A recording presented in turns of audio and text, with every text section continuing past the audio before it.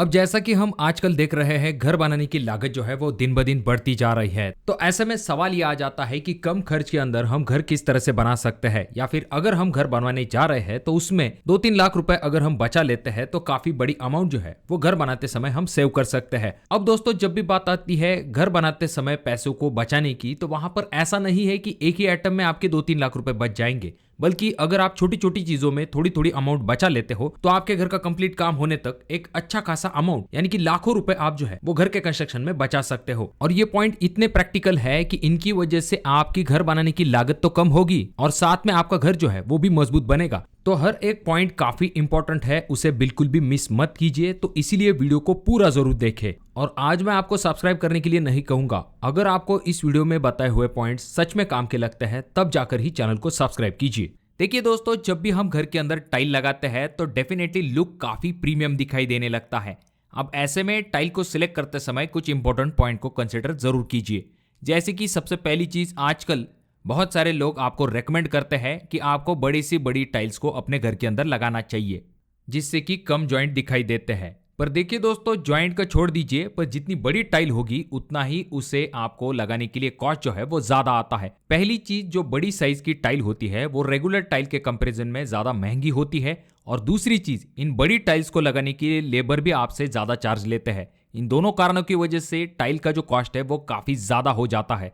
इसके बजाय आपको सिंपल एक चीज करनी है, जो रेगुलर साइज की टाइल होती है, जैसे कि आप 2 फीट बाय 2 फीट के टाइल की तरफ जा सकते हो अपने बेडरूम और किचन के लिए। और रही बात आपकी लिविंग रूम की, तो वहां पर आप 2 बाय 4 की टाइल जो होती है, जो कि थोड़ी सी बड़ी होती है, जिनमें आपको कम जॉइंट दिखाई देंगे, तो आप उन टाइल्स की तरफ जा सकते हो, जिससे कि लुक भी अच्छा दिखाई देगा और आपको खर्च भी कम आएगा। अगली इंपॉर्टेंट चीज आ जाती है टाइल्स के रिलेटेड, जहां पर बहुत सारे लोग ब्रांडेड टाइल को लगवाना पसंद करते हैं। नो डाउट ब्रांडेड टाइल जो होती है वो काफी सुपीरियर क्वालिटी की होती है, फिनिशिंग भी काफी अच्छी आपको मिल जाती है, पर इनका कॉस्ट जो होता है वो रेगुलर टाइल के कंपैरिजन में ज्यादा होता है। तो अगर आपका बजट अलाउ करता है तो डेफिनेटली आप इन टाइल्स के तरफ जा सकते हो। पर अगर आपका बजट थोड़ा सा कम है तो कुछ लोकल ब्रांड आते हैं जो कि डेफिनेटली अच्छी क्वालिटी की टाइल्स बनाते हैं, पर उनका कॉस्ट भी कम होता है, तो आप उन टाइल्स के बारे में भी जरूर सोच सकते हो। नेक्स्ट पॉइंट आ जाता है जो कि है फॉल्स सीलिंग के रिलेटेड।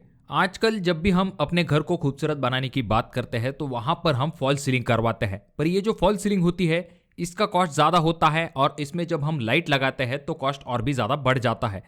तो अगर आप इस कॉस्ट को सेव करना चाहते हो तो इसके लिए सिंपल आप एक चीज़ कर सकते हो, आप जो है प्रोफाइल लाइट के ऑप्शन की तरफ जा सकते हो।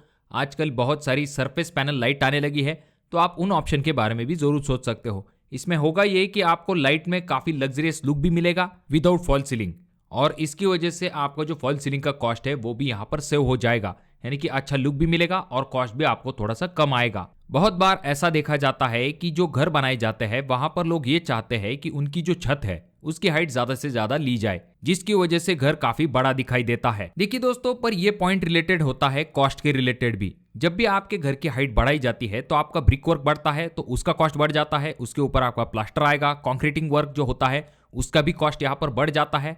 और सबसे इंपॉर्टेंट चीज, जब आप अपने घर की हाइट बढ़ा लेते हो तो वहां पर डोर और विंडो जो होती है उनकी भी हाइट बढ़ जाती है, तो वहां पर उनका कॉस्ट भी बढ़ जाता है। यानी कि सिर्फ 1 फीट की हाइट भी अगर आप बढ़ा लेते हो तब भी आपको घर बनाने के कॉस्ट में हजारों रुपए ज्यादा लग सकते हैं। पर अब सवाल ये आ जाता है कि आखिर घरों की हाइट कितनी रखनी चाहिए। देखिए दोस्तों, कुछ जगह पर रेसिडेंशियल घरों के लिए 9 से लेकर 10 फीट हाइट को कंसिडर किया जाता है, पर मेरा रिकमेंडेशन आपको ये रहेगा कि आपको घर की हाइट जो है वो कम से कम 10 फीट तक लेनी चाहिए। ये जो 9 फीट स्लैब की हाइट होगी वो थोड़ी सी कम हो जाएगी घरों के हिसाब से, पर आपको आपके घर की जो हाइट है वो कम से कम 10, 10.5 या फिर 11 फीट की हाइट तक आपको आपके घर की हाइट को रखना चाहिए। इससे जितनी ज्यादा आप हाइट बढ़ा लोगे उतना ही आपका खर्च बढ़ जाएगा। अब यहाँ पर नेक्स्ट पॉइंट आ जाता है जिसमें कि आपको ये ध्यान में रखना है कि घर बनाते समय लकड़ी का कम इस्तेमाल करने की कोशिश कीजिए। मेरा कहने का मतलब ये है कि आजकल जो विंडोज होती है वहां पर अगर आप वुडन विंडो के बजाय एल्यूमिनियम विंडो के तरफ जाते हो तो ये भी आपका खर्च कम करने में काफ़ी ज़्यादा मदद करेंगी,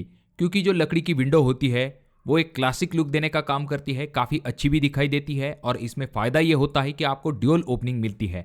पर इन्हें बनाने के लिए जो खर्च है वो काफ़ी ज़्यादा आता है।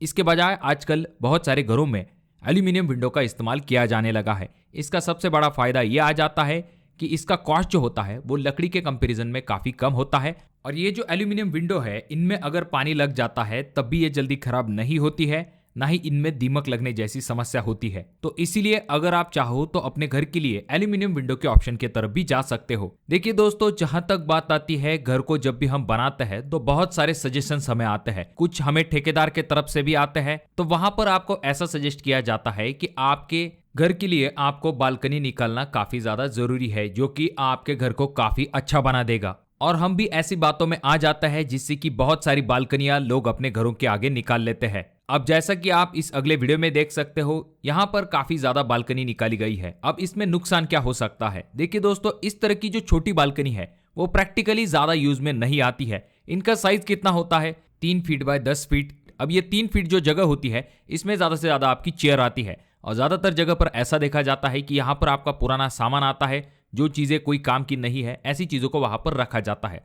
पर इसका नुकसान क्या होता है? तो देखिए दोस्तों, पहली चीज तो स्पेस ज्यादा यूज में नहीं आता है, क्योंकि काफी छोटी बालकनी होती है और इतनी ज्यादा बालकनियों का यूज भी नहीं होता है। पर इसका ठेकेदार को फायदा ये होता है कि उसका बिल जो है वो बढ़ जाता है, क्योंकि वो स्लैब के हिसाब से मेजरमेंट लेता है, तो उसका बिल तो यहाँ पर बढ़ गया। पर नुकसान आपका हो गया, क्योंकि इस तरह की जो बालकनी है, अब यहाँ पर ये जो 4 बालकनी है, लगभग इसने 1 रूम तक का जो बिल है उसे बढ़ा दिया है। तो ऐसी चीजों में आपके पैसे जो है वो वेस्ट चले जाते हैं। मैं ये नहीं कहता कि आपको बालकनी नहीं निकालनी चाहिए, आपको बालकनी जरूर निकालनी चाहिए। 1 या फिर 2 बालकनी सफिशिएंट होती है, पर इतनी ज्यादा बालकनी निकालने की कोई जरूरत नहीं होती है। और उसका साइज भी अच्छा रखिए जिससे कि आप उसका एक्चुअली यूज कर सको। इसी तरह से दूसरी एक चीज की जाती है, उसमें तो होता यह है कि मकान के चारों बाजू को इस तरह का जो कैंटिलीवर स्लैब होता है उसे निकाला जाता है। देखिए दोस्तों, अब बहुत सारे लोग कहते हैं कि इससे मकान अच्छा दिखाई देगा, बारिश का पानी नीचे की तरफ नहीं आएगा। तो यहाँ पर एक्चुअल स्कीम यही होती है कि स्लैब का एरिया बढ़ा के ठेकेदार का जो बिल है उसे बढ़ाया जाए, जो कि मकान मालिक के शुरुआती वक्त में ध्यान में नहीं आता है। देखिए दोस्तों, रही बात बारिश के पानी की, तो आपके खिड़की के ऊपर ऑलरेडी इस तरह का छज्जा बनाया जाता है, जो कि बारिश के पानी को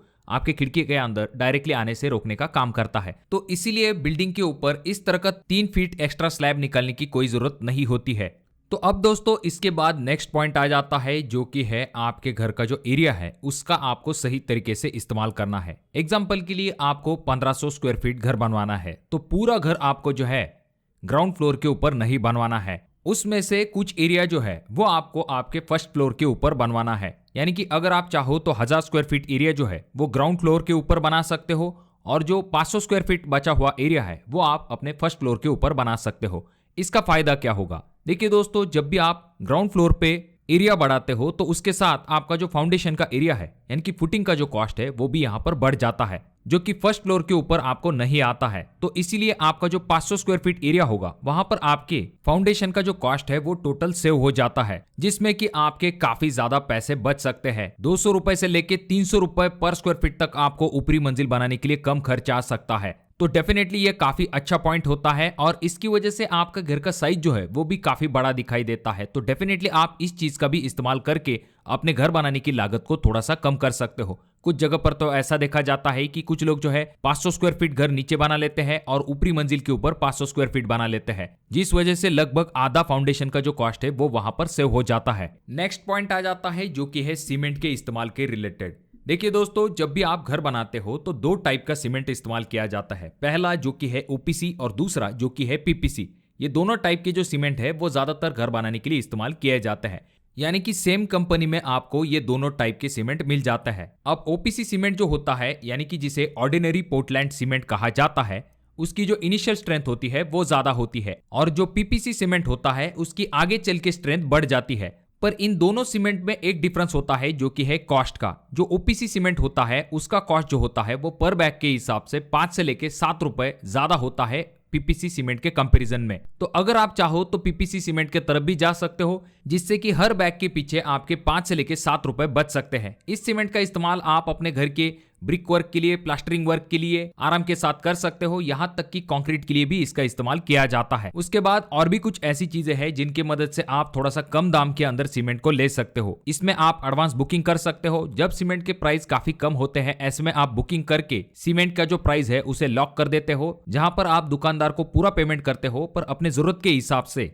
थोड़ा थोड़ा करके सीमेंट दुकानदार के पास से ले जाते हो। और बल्क में सीमेंट परचेस करने की वजह से आपको अच्छा खासा डिस्काउंट भी मिल सकता है, पर यहाँ पर दुकानदार आपका भरोसे वाला होना चाहिए। अब दोस्तों नेक्स्ट पॉइंट आ जाता है, जो कि है स्टील के रिलेटेड। देखिए दोस्तों, घर बनाते समय सबसे ज्यादा अगर किसी चीज के ऊपर खर्च होता है तो उनमें से एक आ जाता है, जो कि है स्टील। तो ये जो स्टील होता है बेसिकली इसमें दो टाइप होते हैं। पहला टाइप होता है प्राइमरी स्टील, जिसमें कि आपके वेल नोन ब्रांड आते हैं जैसे कि टाटा, जिंदल, सेल, इस तरह के जो ब्रांड होते हैं वो प्राइमरी कैटेगरी का स्टील बनाते हैं, जिसका प्राइस जो होता है वो रेगुलर स्टील के कंपैरिजन में थोड़ा सा ज्यादा होता है। वहीं पर अगर आप सेकेंडरी स्टील की तरफ जाते हो जिसमें कि आपके लोकल ब्रांड आते हैं, तो उनका भी स्टील आप इस्तेमाल कर सकते हो, क्योंकि वहां पर प्राइस जो होता है वो थोड़ा सा कम होता है। पर जब भी आप सेकेंडरी स्टील लेने वाले हो तो आपको क्वालिटी चेक जरूर चेक कर लेनी चाहिए, जैसे कि आपका जो सरिया होता है उस पे इस तरह का ISI मार्क होना काफी ज्यादा जरूरी होता है। उसके ऊपर इस तरह के जो रिब्स होते हैं वो भी काफी ज्यादा जरूरी होते हैं। स्टील के ऊपर और भी ज्यादा डिटेल्स आपको मिल जाती है, जैसे कि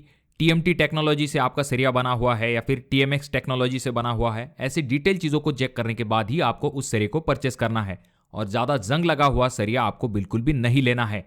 भले आपको दुकानदार कुछ भी कहे, पर आपको अच्छे क्वालिटी का इस तरह का जो सरिया है उसे ही लेना है। जब भी आप अपने घर का काम शुरू करने वाले हो तो आपको प्लान जरूर बनवा लेना चाहिए। अब कुछ महारथी आपको ऐसा भी कहते हैं कि आपको प्लान की कोई जरूरत नहीं है, आप डायरेक्टली अपने घर को बना लीजिए। और अगर आप ऐसी बातों को सुन के अपने घर का काम बिना प्लान के शुरू करते हो तो आगे चल के आप काफी जल्दी फंसने वाले हो। सबसे पहली चीज, आपके घर का काम जो है वो प्रॉपर तरीके से कंप्लीट नहीं हो पाता है। सही मेजरमेंट न होने के कारण रूम के साइज काफी अलग अलग हो जाते हैं, जो कि इस्तेमाल के हिसाब से काफी अनकंफर्टेबल हो जाते हैं। प्रॉपर प्लानिंग नहीं होता है तो ऊपरी मंजिल कैसी होगी, आगे चल के कितना स्पेस होगा, ऐसी चीजों का कोई भी मैनेजमेंट नहीं रहेगा। पर इससे आपका खर्चा काफी ज्यादा बढ़ जाएगा। जैसे कि कुछ ऐसी स्पेस होती है घर के अंदर जिनका इस्तेमाल सिर्फ पैसेज के लिए किया जाता है, तो वहां पर अगर एक्स्ट्रा स्पेस चली जाती है तो उसमें आपका ज्यादा फायदा नहीं होता है, पर इससे आपके घर का एरिया बढ़ जाएगा, और जब एरिया बढ़ जाता है तो आपका घर बनाने की लागत बढ़ जाती है। उसके बाद में दूसरी दिक्कत ये आ जाती है कि आपका काम जो है वो टाइम पे कंप्लीट नहीं हो पाता है। और अगली और सबसे इंपॉर्टेंट दिक्कत ये आ जाती है कि बजट। देखिए दोस्तों, आपका जो प्लान होता है उसके ऊपर ही आपके घर का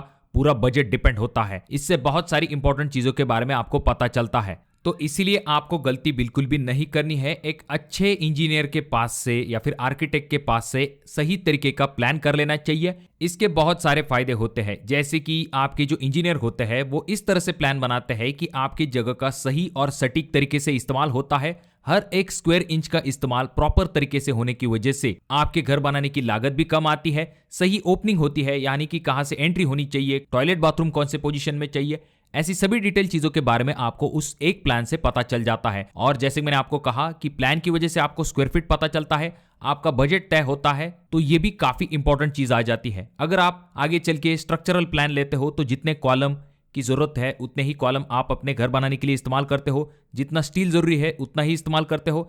जब ऐसी चीजें नहीं होती है, जब आप अंदाजे से काम करते हो, तो जितना जरूरी है उससे भी ज्यादा स्टील आप इस्तेमाल कर लेते हो, तो ऐसी चीजों की वजह से आपकी घर बनाने की लागत बढ़ जाती है। तो इसीलिए कुछ हजार रुपए बचाने के चक्कर में लाखों का नुकसान मत कीजिए। अच्छे इंजीनियर से अपने घर का प्लान जरूर बनवा लीजिए। अगला पॉइंट आ जाता है जो कि है दीवारों के थिकनेस के रिलेटेड, यानी कि आपके घर की दीवारों की मोटाई कितनी होनी चाहिए।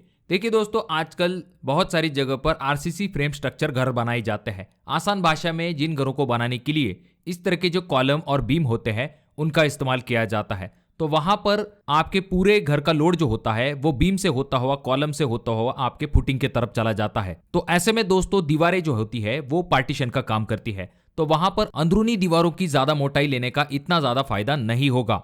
अगर आप अपने अंदरूनी दीवारों की मोटाई 9 इंच के बजाय 4 इंच कर लेते हो तो यहाँ पर आपके 2-3 फायदे होंगे। सबसे पहला फायदा तो यह आ जाता है कि आपके रूम के अंदर का जो स्पेस है वो आपको इस्तेमाल में ज्यादा मिलता है। उसके बाद में इन दीवारों को बनाने के लिए आपको खर्च कम आता है, कम समय के अंदर ये दीवारें जो है वो बनके कंप्लीट हो जाती है। और रही बात बाहरी दीवारों की, तो वहां पर आपको 4 इंच दीवार के तरफ नहीं जाना है, इतने भी पैसे बचाने नहीं है। मजबूती भी जरूरी है क्योंकि बाहरी दीवारें जो होती है वो मौसम की मार को झेलती है, तो वहां पर कंटिन्यूअसली बरसात, धूप, ऐसी चीजों का आपके दीवार के ऊपर असर पड़ता है। तो वहां पर आप 9 इंच दीवार के तरफ जा सकते हो, जिससे कि अच्छी मजबूती भी मिलेगी और मौसम की मार को भी ये दीवारें अच्छे तरीके से सह पाएंगी। तो इसीलिए बाहर की दीवारें 9 इंची और अंदरूनी दीवारें जो है वो 4 इंची। और ये सिर्फ और सिर्फ आपका घर जो है वो RCC फ्रेम स्ट्रक्चर होगा, तब जाकर ही आपको इस चीज को करना है। और अगर आप अपने घर को बनाने के लिए कॉलम और बीम का इस्तेमाल नहीं कर रहे हो, यानी कि आप लोड बेरिंग स्ट्रक्चर घर बना रहे हो जहां पर पूरा वजन जो होता है वो आपके दीवार के ऊपर होता है, तो वहां पर आपको अंदरूनी और बाहरी दोनों टाइप की जो दीवार है वो 9 इंची ही बनानी है। नेक्स्ट पॉइंट आ जाता है जो कि है ठेकेदार का चुनाव।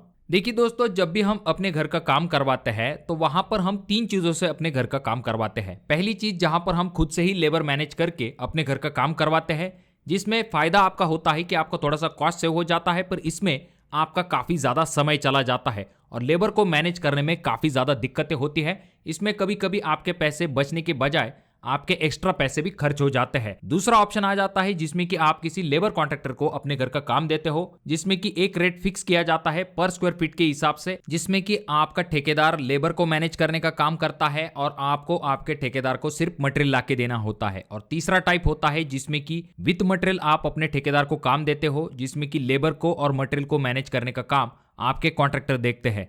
देखिए दोस्तों, जब भी आप किसी कॉन्ट्रैक्टर को हायर करने वाले हो, फिर चाहे वो आपका लेबर कॉन्ट्रैक्टर हो या फिर विथ मटेरियल वाला कॉन्ट्रैक्टर हो, तो उसके रेट पहले आपको कंपेयर करके देख लेने चाहिए। आप ये देख लीजिए कि मार्केट में अभी क्या रेट चल रहे हैं और आपका ठेकेदार आपसे कितना डिमांड कर रहा है। अगर ज़्यादा डिफरेंस है तो आपको दूसरा ठेकेदार देख लेना चाहिए। अगर मार्केट रेट के हिसाब से आपका ठेकेदार आपको काम देता है, तब जाकर ही आपको उसे फाइनल करना है। और जब भी आप ठेकेदार को फाइनल करने वाले हो तो रेट से पहले आपको उसकी क्वालिटी जरूर चेक कर लेनी चाहिए। उसके ऑनगोइंग जो प्रोजेक्ट होंगे वहां पर आपको एक बार विजिट कर लेनी चाहिए। एक बार उसके काम की क्वालिटी देख लीजिए, मकान मालिक के साथ बात कर लीजिए, आपको बहुत सारी चीज़ों की आइडिया मिल जाएगी। जब आप पूरी तरह से कंफर्म हो जाओगे तब जाकर ही आपको ठेकेदार को फाइनल करना है। बहुत बार ऐसा होता है कि ठेकेदार हमारा दोस्त है, हमारा जो मेहमान है उसका कोई तो भी पहचान वाला है, इन चीज़ों के ऊपर लोग उसे फाइनल कर लेते हैं और जब वो काम खराब कर देता है तो आपका काफ़ी ज़्यादा नुकसान हो जाता है। तो इसीलिए काम की क्वालिटी खुद से चेक कर लीजिए, तब जाकर ही आप किसी कॉन्ट्रैक्टर को फाइनल कीजिए। और जब भी आप ठेकेदार को फाइनल कर लेते हो, उसके बाद आपको उसके साथ एक एग्रीमेंट जरूर बनवा लेना चाहिए, जिसमें कि वो आपको कौन कौन से काम करके देने वाला है इसके बारे में जरूर लिखा हुआ होना चाहिए। उसके बाद में काम कितने दिन के अंदर वो कंप्लीट करके देगा ये भी वहां पर मेंशन होना चाहिए। और सबसे इंपॉर्टेंट चीज, पेमेंट के जो स्टेप्स होते हैं वो भी वहां पर मेंशन होने चाहिए। अब ऐसा नहीं कि उसने बताई है उसी स्टेप पे आपको पेमेंट देना है, आपको अपने हिसाब से भी एक बार चेक कर लेना चाहिए। कहीं ऐसा ना हो जाए कि काम कम हो जाए और ज्यादा पेमेंट वो उठा ले, तो ऐसे में आपको ज्यादा दिक्कत हो सकती है। तो इस चीज के तरफ भी जरूर ध्यान दीजिए। तो दोस्तों, इन चीजों में अगर आप थोड़ा थोड़ा पैसा भी सेव कर लेते हो तो आखिर में जाके एक बड़ी अमाउंट जरूर बन जाएगी, जो कि आप अपने घर बनाते समय बचा लोगे। तो दोस्तों, अगर आपके भी कोई सवाल है तो कमेंट बॉक्स में कमेंट जरूर कीजिए। वीडियो अगर आपको अच्छा लगा हो तो जरूर इसे लाइक कर दीजिए। बहुत ज्यादा ही अच्छा लगा हो तो अपने दोस्तों के साथ जरूर शेयर कीजिए। और ये जो दोनों वीडियो है, इनमें से कोई एक वीडियो आपके जरूर काम में आ सकता है।